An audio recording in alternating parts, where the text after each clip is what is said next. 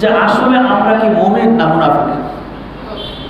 এটা কিন্তু ভাবার বিষয়, আসলে আমরা মুমিন না মুনাফিক।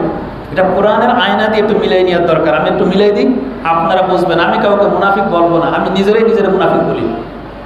আমি নিজেকে নিজেই বলি, যখন কোরআনের দিকে তাকাই আর নিজের দিকে তাকাই তখন আমার মনে হয় আমি মুনাফিক। কারণ হযরত ওমর রাদিয়াল্লাহু তাআলা আনহু তিনি তখন আপনার রাজদান সাহাবী হুযায়ফা ইয়ামানিকে বলেছিলেন, হুযায়ফা ইয়ামানি, আল্লাহ রসুল তোমাকে অনেক ভালোবাসেন। হুযায়ফা ইয়ামানি এমন একজন ব্যক্তি যিনি আল্লাহ রসুলের কম্বলের নিচে ঘুমাইছেন। আল্লাহ রসুল যে কম্বলে ঘুমাইছেন সেই কম্বলের ভিতরে হুযায়ফা ইয়ামানিকে আল্লাহ রসুল ঘুমাতে দিয়েছেন। আল্লাহ রসুলের পা মোবারক হুযায়ফা ইয়ামানির বুকে লাগছে। কি সৌভাগ্য আল্লাহ তাআলা তাকে দান করেছেন। এই হুযায়ফা ইয়ামানির কাছে ওমর রাদিয়াল্লাহু বলেন, ও হুযায়ফা ইয়ামানি, তোমাকে তো আল্লাহ নবী খুব ভালোবাসতেন, তোমাকে যা বলে আল্লাহ নবী আমাদেরকে তা বলে না। অতএব তুমি বলো, আল্লাহ নবী তোমার কাছে যে মুনাফিকদের তালিকা দিয়েছে সেই তালিকায় আমার নামটা আছে কিনা। যেখানে হযরত ওমর রাদিয়াল্লাহু তাআলা আনহু নিজের নামটা মুনাফিকের খাতায় আছে কিনা এই পেরেশানি আছে, সেখানে কি আমাদের পেরেশানি দরকার আছে না?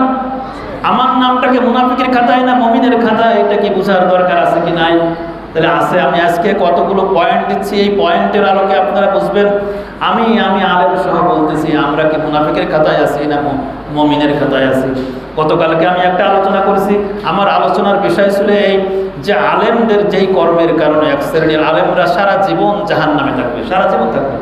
আলেমদের ভিতরে বড় দলটা, এক শ্রেণী বড় দল, তারা সারা জীবন জাহান্নামে থাকবে। আলেমদের যদি এই অবস্থা হয়, আমাদের কি অবস্থা হবে?